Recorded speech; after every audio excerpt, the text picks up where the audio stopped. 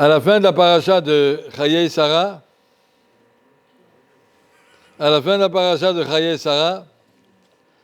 on a un Rashi qui nous explique pourquoi la Torah nous donne à quel âge il est niftar, il est décédé d'Ishmaël, quelle est l'importance pour nous de la date du décès d'Ishmaël. Alors Rashi nous dit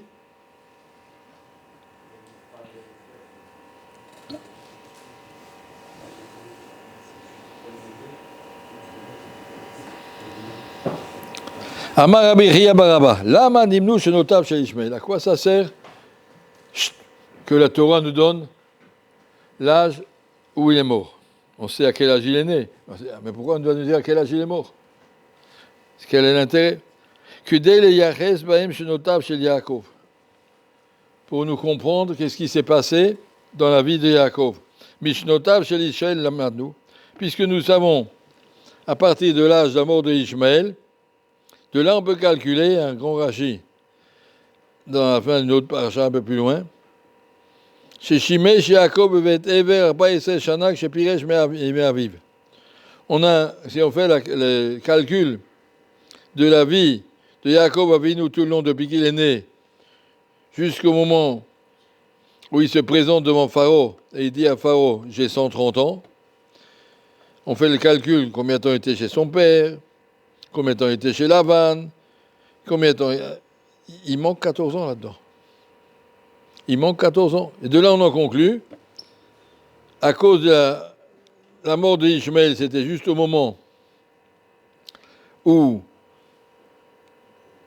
Yaakov est parti de chez Yitzhak, puisque c'est marqué à ce moment-là, Esav est parti se marier avec la fille d'Ishmaël, et c'est Ishmaël est mort à ce moment-là, comme ça c'est écrit là-bas dans Rachid, c'est expliqué dans la suite. Et donc de là on sait, puisqu'on sait à quel âge il est mort Ishmaël, alors on sait qu'il nous manque 14 ans dans la comptabilité, il est mort à 137 ans. À ce moment-là, Yitzhak avait quel âge? 13 ans de moins, puisque Ishmaël avait 13 ans quand Yitzhak est né. Et Yitzhak avait 60 ans quand Yaakov est né.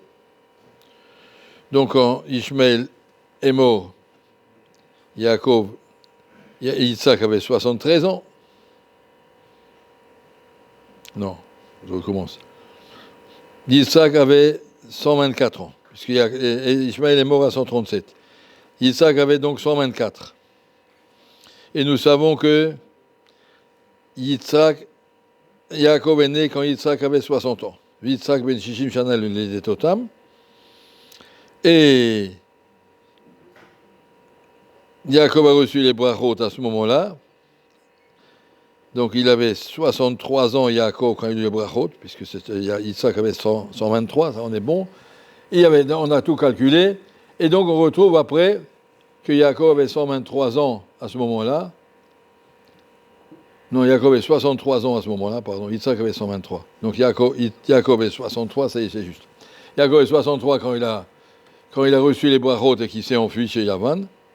Tu comptes le temps qu'il a passé chez Lavan, le temps qu'il a passé en Eretz Israël, le temps que Yosef était en Mitzrayim, tu arrives à 130 ans, il manque 14 ans. Et ça, c'est pour nous dire, dit Rashi, la Manu chez Shimesh Yaakov vet Ever Abba Yisrael Shanak chez Piresh Me'aviv. Pour nous apprendre qu'il y a 14 ans qui ne sont pas marqués, c'est les 14 ans où Yaakov, quand il s'est enfui de chez Yitzhak après les brachot, il est parti 14 ans se cacher ou s'enfoncer dans la Torah de Shem Ever.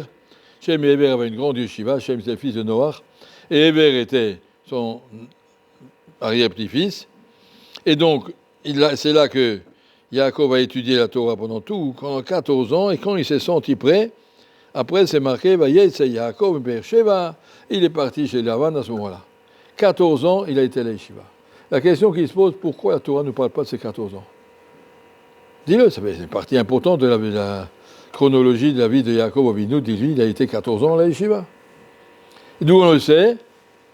Parce que Rashi dit, pourquoi on nous a appris l'âge de Ishmaël à son décès, ça nous change quoi? Ça nous change. Le Yachez, Bahem, Shnotav, chez Yaakov. La Torah, elle met ça en cachette, comme ça, en parlant de Ishmaël et tu as les déductions des autres psukim. Tu arriveras, tu fais le total, il manque 14 ans. Donc, c'est qu'il était à la yeshiva. C'est une yeshiva dont on ne veut pas parler. On n'en parle pas. Pourquoi on n'en parle pas? Pourquoi la Torah nous le met sous forme un trou dans sa vie? Pas marqué. La même question peut poser quand Abraham revient de la Hakeda. Il y a marqué après la Hakeda, enfin à la fin de la paracha la semaine dernière. Vayashov Abraham el Nehara, vayakumu vayelchu yardav el Beersheba. Et après ça, Sarah Niftar. Abraham est revenu vers ses serviteurs et ils sont repartis à Beersheba. Pourquoi il n'y a pas marqué Yitzhak? En sortant de la Hakeda, Abraham et Yitzhak sont partis ensemble, non? Vayashov Abraham, où est Yitzhak? Agman nous dit il est parti au Gan Eden. Agman nous dit il est parti à l'Yeshiva. Après seulement, on va le retrouver, enfin, notre paracha de Chaye Sarah. Yitzhak ba mibo, Mir la Chayroi, il va revenir, là on verra. Yitzhak il va se marier, Abraham va lui trouver un mariage. Bon, d'accord, mais jusque-là, Yitzhak, on n'en parle pas. Pourquoi on n'en parle pas? Parce qu'on imagine la vie, Yitzhak, une fois qu'il avait atteint cette madriga, qu'il était ligoté, prêt, mamash, sous le couteau de la Shrita, il a atteint le plus haut niveau possible de la part de sa neshama, il a atteint une neshama extraordinaire, il n'avait plus rien à faire dans ce monde. Il s'est retrouvé avec les malachim, parti au Gan Eden. Jusqu'à ce que peu à peu, il a retrouvé sa place dans ce monde, il a pu faire sa vie dans ce monde, mais il a d'abord, mais c'est une année c'est un moment dont on ne peut pas parler, la Torah ne nous le dit pas.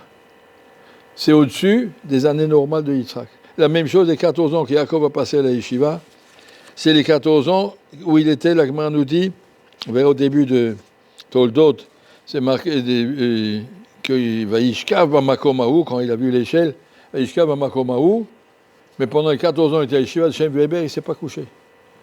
Il restait assis pendant 14 ans à étudier. Quand il était fatigué, il s'endormait comme ça sous sa chaise, mais sans aucun olamazé. Mamash, il s'est mis entièrement dans le limoud de la Torah de façon complète. La Torah de Yaakov Avinu pendant ses 14 ans, c'était au-dessus. Le corps que Yaakov a eu dans la suite, quand il a pu se confronter à Lavan et à Esav et à toutes les nisyonotes qu'il a eues après, avec Yosef, avec Dina, tout ce qu'il a eu avec la suite, c'était grâce aux forces qu'il a prises pendant ses 14 ans. Ces 14 ans ne font pas partie de son curriculum. Ce n'est pas ça sa vie, ça c'est au-dessus de sa vie. On le marque en passant en allusion. Quand je raconte la vie, voilà la vie dans ce monde. Mais à 14 ans, il n'était pas dans ce monde, il était dans la yeshiva, il était hors du monde. Hors du monde. Yitzhak était hors du monde, Yaakov était hors du monde. Et la même chose pour chacun d'entre nous. Quand on fait 1 an de yeshiva ou 2 ans de yeshiva, combien de temps vous ferez? Vous allez comprendre dans la suite, ça n'a rien à voir avec ma vie. J'étais au-dessus.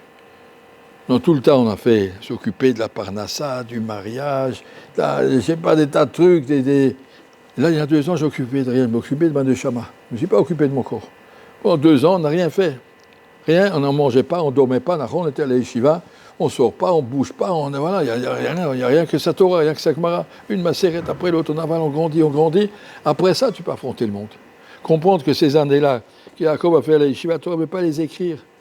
Parce que ce n'est pas des années normales, c'est des années lumière, c'est des années spéciales qu'on peut avoir nous aussi, pour chacun. Si l'année qu'on va à la yeshiva, vous allez réfléchir après, quand vous aurez 40 ans, 50 ans, j'ai fait de ma vie, il y a une année qui était hors du temps. Et ça, c'est ce qu'il faut savoir.